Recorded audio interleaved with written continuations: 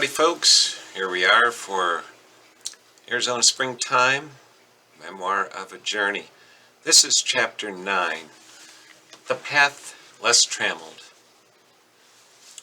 During high school years, my bedroom had a rustic theme, wood-esque paneling and sepia colors, in a wallpaper depicting old railroad trains.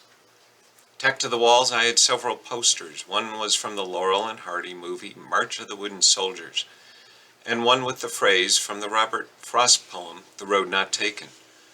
The poem's final stanza, with a picture in the background of a forested path, complemented each other. These 3 lines of poetry reflected the tenor of the late 1970s, that of independence and individualism. The 3 lines were about a hiker who walked along a single path that split into 2 paths that wandered away from each other. I chose the path less trod upon, and that has changed my life, a metaphor for individualism. The transformative words were powerful enough I have remembered the title of the Robert Frost poem as A Path Less Traveled. The name I chose, as well as the entire premise of this poem, was incorrect, yet I was not alone in my presumption. What is the poem The Road Not Taken by Robert Frost really about? If you search the question in a web browser, there is a variety of seemingly insightful answers. One of those was, quote, an ambiguous poem that allows the reader to think about choices in life, whether to go with the mainstream or go it alone, end quote. Another website claims, quote, the main theme of the poem is that human beings are confronted with and defined by the choices they make, end quote. It concludes with, quote, the fork in the road is a metaphor for choice, end quote. A third website backs up the misconception with, quote, metaphorically speaking, someone who takes the road less traveled is acting independently, end quote. In 2015, David Orr began to clear up the mess made by popular culture. In the Paris Review online, he claimed that Frost's poem is the most misread poem in America. The Road Not Taken is the true name of the poem, and not The Path Less Traveled or The Road Less Traveled, both of which many people believe to be the title. Orr goes on to say, the poem itself is, according to Frost, about choices we make, and often we took another. Nothing is in the poem to suggest individualism is at all desirable. We have to go back to the origins of the poem to see the truth. Frost wrote this poem in spring 1915 while he was in England visiting his friend Edward Thomas. They would often go on long walks in the country. No matter which path they chose, Thomas would regret following the path that they had ended up taking. After writing the poem, Frost believed Thomas would take the poem as a teasing joke to recognize that he always complained. Frost intended that the real heart of the poem is for a person to not choose independence. They would only regret the choice. The poem advocates for choices that others have taken and not regretted, but Thomas read it wrong, as so many others have after him. The poem was originally published in Atlantic Monthly in August 1915. It is the final 3 lines of the poem for which I believe many people are confused. Quote, 2 roads diverged in a wood, and I took the one less traveled by, and that has made all the difference, end quote. The rest of the poem is at odds with the final stanza. It explained that independent choice is often the wrong choice, and it questions the unnecessary risk people take by remaining independent, while others obviously followed a common choice without regret. Poets and other word people were not deceived, but the public was. The metaphoric deformation of the poem was part of popular culture of the 60s and 70s. The appeal of individualism included a fanciful poster with the poem's final stanza and a background photo of a forested path. Outside of the poem, the phrase, the path less traveled, can be taken as literally or figuratively. Literally, it could be about adventuring onto a dim trail going into a forest or desert. Figuratively, can reveal a philosophy toward the peace, quiet, and fascination of the natural world, and reject a path along the crowded world of cities. Audrey and I took the path less traveled when we moved to a small town amid the Sky Island mountain ranges of southeastern Arizona. That is, we took an independent and right choice. We chose the natural world and left Phoenix decades ago. The fascination of the natural world begins on our small plot of land. As I walk over the ground, I know there is more to that plain tan surface than something to leave my footprints on.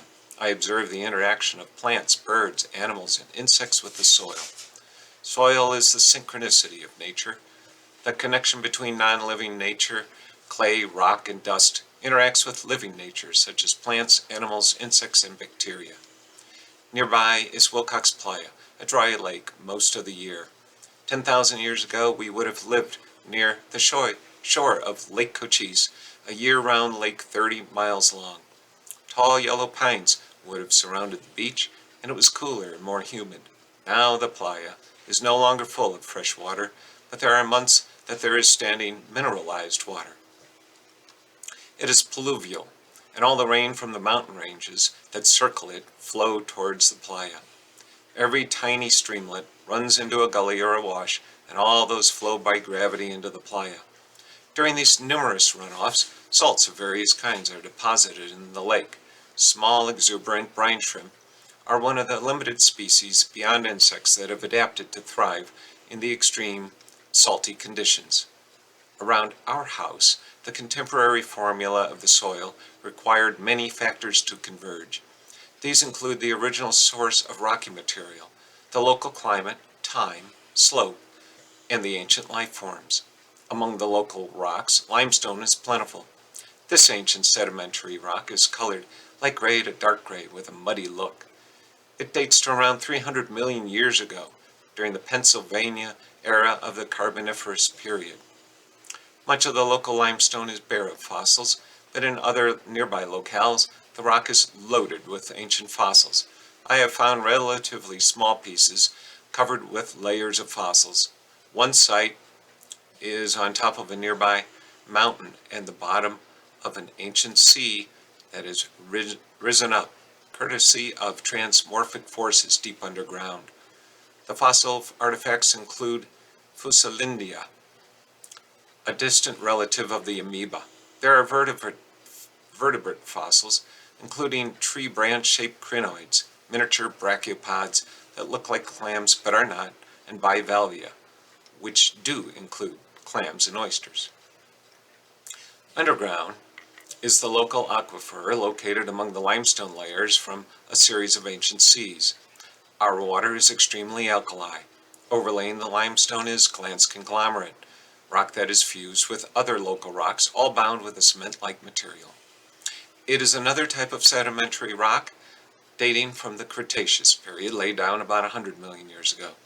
On the surface of our soil is a sprinkle of decomposed pieces of granite, formerly granite boulders, monoliths, etc., now reduced by erosion. On our property are historical artifacts laid down during the past 125 years. These include an assortment of ceramic and metal household and business-related refuse.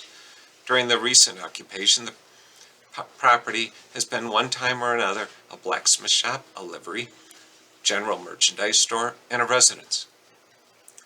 The town is downhill from the Redbird Hills. Geologically speaking, these hills were formed from Horquilla limestone and glance conglomerate. The hills are also supported a rare patented Arizona gold mine. To the northwest of the town, the hills are smooth and rounded from erosion after a long period of exposure to the elements. During the current era, there is much less rain than there had been at the end of the last ice age, and that has slowed erosion. In the town, calcium carbonate tends to accumulate in the soil, but the natural drainage keeps the soil less salty than those soils slightly lower in elevation, such as soil nearer to the dry lake. The lower rate of precipitation is also slowing down the change in the soil over time. Over time, clay has also moved out of the hills into the town and playa. During a hike into the Redbird Hills, I found an outcropping of dark red clay. Even from 100 yards off the trail, I could see easily the clay deposit because of its striking color. Up close, I saw a solid, large, angular, brick red clay deposit several feet wide that was surrounded by more common light brown and gray rock. I had seen this color of clay before. Early ancient inhabitants would have been interested in this type of clay deposit. I've seen the color in countless ancient pottery sherds, and it is indicative in pieces of Native American Maricopa pottery. The soil is conducive to the ecology found in the desert scrub ecosystem. Was our area always desert scrub? No. Historic then and now photographs and descriptions reveal this area was Chihuahuan grassland. I delved deeper to understand how and why nature changes at a place over time. Nature innovates not because it is creative, but because natural selection created a mutation as an adaptation to something that was already in the environment.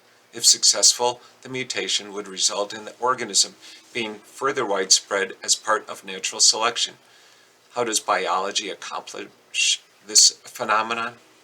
I was surprised to learn that there is a great amount of redundancy in genes.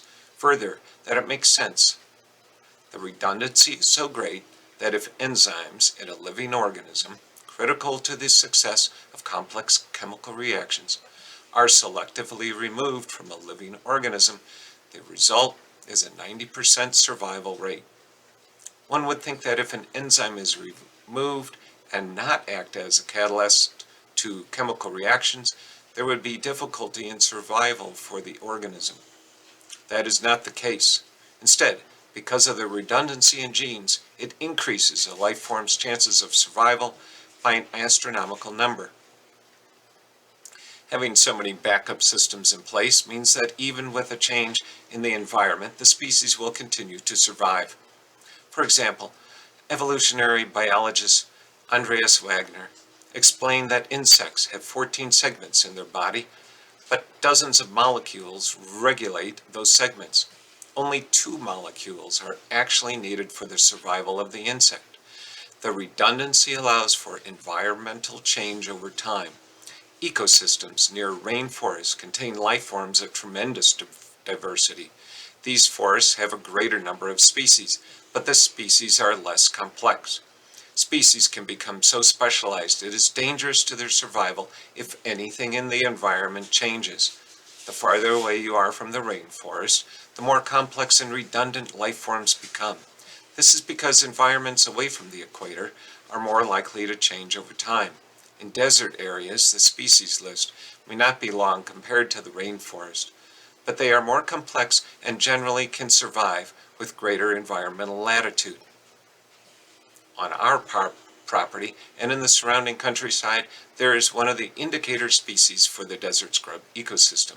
The velvet mesquite was originally a riparian woodland native that adapted to become a desert native. This is because mesquite has become closely related to the human impact throughout the southwestern United States. Such terms as incidental domestication and paradomestication are related to theories of the widespread increase in the range of the mesquite. The two terms diverge on how much humans have directly interfered in the shrub's ability to spread by the dispersal of seeds. The shrub drops its seeds on the ground. Then the mesquite relies upon the kindness of strangers. The shrub counts on other forms of life to move the seeds around. Historically and generally, the spread of mesquite seeds began as a result of the Spanish conquest of the Southwest. Their Spanish breeds of cattle are perfect for mesquite seed distribution. When Spanish cattle browsed on the seeds and grass seeds, the resulting cow patties contained necessary nutrients for the undigested seed that the nutrient-poor soil did not. The seed was able to live within the luxuriousness of moisture and nutrients that the cow patty provided. The patties also served to protect the seed from parasites which otherwise devastate the brethren of dropped seeds. At a ranch in Chihuahua, the son of the original rancher, who had devastated some 10,000 acres of desert, decided to reverse the devastation from desert scrubland back to grassland. His perseverance paid off, although the transformation took a few years. biodiversity on the ranch increased. He used a multidimensional approach toward a solution. The rancher used cut mesquite to sell as firewood and sold prime pieces to furniture makers. He continued to allow mesquite to grow on the ranch. He ordered ranch hands to gather large branches to use for erosion control with a goal to increase the amount of grasses. The spreading grasslands reduced the thorny shrubs. His plan had added benefits with the return of black bears, pronghorns, and mountain lions. That anonymous rancher is reversing a long overdue and stale philosophy toward natural resources. He should be a role model for taking personal responsibility to educate himself enough to turn around a doomed plan and make it into a successful economic strategy that benefits his family and wildlife. In our area, range science should have resulted in more robust ranges for cattle. In April 1976, a scientific-based book of local soil classifications with in-depth explanations was published for use by farmers and ranchers. It was a guide for local ranchers and farmers that perfectly supplied enough information to gauge the limitations, sustainability, and economic value for a given piece of land. There were instructions on each type of soil to maximize its potential. On our property, we have a range classified as loamy upland range. This type of range should contain native grasses with varieties that include 10 to 25% of side oats grama, 10 to 20% cane beard grass, 10 to 25% black grama, 10 to 25% plains love grass, and 5 to 20% blue grama. The range scientists involved in the survey determined that this type of soil forms a hard crust. If the grasses are removed, and during a rainy deluge the runoff will sheet flood. He warned that mesquite would invade unless a strategy of brush control was used to sustain the range. If grasses were depleted, then range grass seeding would be successful if the site was protected from grazing until the grass cover had recovered. Grasses should range from 400 to 800 pounds per acre of forage and varied according to rainfall. But the science was not followed, and we now have a landscape of desert scrub. Our town is surrounded by rangeland that has an abundance of mesquite, and landscaping for a lawn is not practical.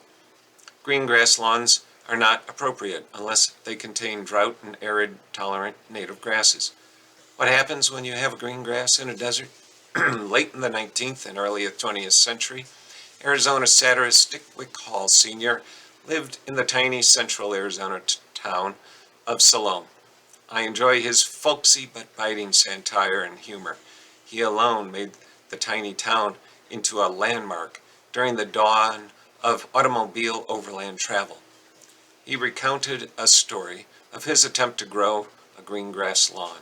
Quote, "There's lots of folks here, 14 out of 19, that never saw no grass. Real green yard grass, I mean, and not this brown cow grass that grows here and we make dried beef out of. And there ain't a real and green grass yard within 100 miles of Salome, so I figured if I could make some green grass grow in my yard, and anybody was looking for me, folks could tell them where I lived up in the shack where the green grass grows." It wasn't no time at all before the imported Irish-Australian ryegrass seed commenced to come up a lot of little green points sticking up through the sand and fertilizer. Look how good 10 square feet or 100 square feet of green grass can look when it is surrounded on all sides by 10,000 square miles of Arizona. First it was the rabbits, jacks, and cottontails, which can smell green grass 40 miles and raise more relatives than anything else on earth. In less than a week, when I got up in the morning, there'd be a row of rabbits 3 deep all around the fence, sitting there looking at my lawn. In a day or so more, the quails commenced to come every morning about 3 hours before I liked to get up. I wouldn't have minded them so much if they didn't talk so darn much to each other. They wasn't satisfied with the good thing they had found that they had to keep chippering away, telling each other and talking about it. And when 700 quail get to talking to each other right up at the front door of your shack 3 hours before you want to get up, and every morning, got so it made me mad at myself. having to get up barefoot in my underwear and run them off, and as soon as I started back into the shack, they would fly right back again. Then that coyotes commenced to smell the rabbits, or heard about it in some way, and then hell was a-poppin', and all night long, and nobody in town could get any sleep. The coyotes would come sneak in, and just after dusk every night, 2 by 2 and 4 by 4, and scattered the jackrabbits around my lawn, and pick out a fat one, and away they would go after 'em right down Main Street and out through the greasewood, making as much noise as a steam calliope, trying to play a hot time in the old town tonight. End quote. Convinced a lawn was ridiculous, we opted to grow a garden. In order to determine the requirements for plants in a garden, we needed to know more about our soil. We learned the soil is the true beginning of a garden. Information was easy for us to find. Now it is especially useful and easy to use the USDA Web Soil Survey website. The website labels all soils in the United States. Further, the USDA website also defines areas according to zones for plant hardiness. We reside in Zone 8A. That zone is typical of high desert, with a temperature of winter lows dipping to 10 to 15 degrees Fahrenheit, although we have plunged as low as 1 degree Fahrenheit. Even though we live in the high desert elevation about 4,000 feet, there are 121 to 150 days above 86 degrees Fahrenheit. These are important numbers for the gardener. Soil science has descriptively titled our soil as Elfrida, silty, clay, loam. Specifically, this soil is indicative of floodplains along the margin of lakes. It forms on a nearly flat surface, and runoff from rains and precipitation is slow, and erosion is not as great a concern as for other types of soil in the area. On average, the soil is less than 2 feet deep. The soil is named for the small town of Elfrida to our south. The soil has a ratio of 4% nitrogen, 4% potassium, and 4% phosphorus. Regardless of the natural drainages, there is still plenty of alkali in the soil. pH numbers, alkali versus acid, vary over the property. On the low end of the pH scale is the soil the hollyhocks grow in. A pH of 7 is neutral, same number as pure fresh water. Under the mesquite trees, there are a couple dozen years of litter that has had time to reduce the alkali. Those numbers are at a pH of 7.2, slightly alkali. Under the pine trees, the fallen needles are about 2 inches thick, and that is also a neutral 7.0. A tiny man-made hill, the surfaces of which is the remains from digging a small pond, has a pH of 7.9. The highest pH on the property was an 8.0 in an area where tumbleweeds were seen to congregate. It's an area where, after extremely heavy downpours, the flowing soil settles. Although the difference between 7.0 and 8.0 appears to be quite small as far as alkali goes, in reality, the difference is 10 times greater. The higher alkali content stifles the distribution of iron and the valuable soil mineral zinc. Those soil nutrients remain locked in the alkali soil. In the case of iron, it becomes insoluble as the alkalinity goes higher. Visually, the surface of this soil is a reflective light-colored tan. Dig just below the surface and it becomes grayish tan. Texturally, during late spring and throughout the dry parts of summer, the underlying soil can become rock hard, overlaid by a cover of a thick dust as deep as a few inches. For a local garden, we began to understand the difficulties in growing a garden in a high desert. There are the difficulties associated with nutrients in alkali soil, and then there is the result of the soil being alkali. So ends the chapter. We'll see you again very soon. So long.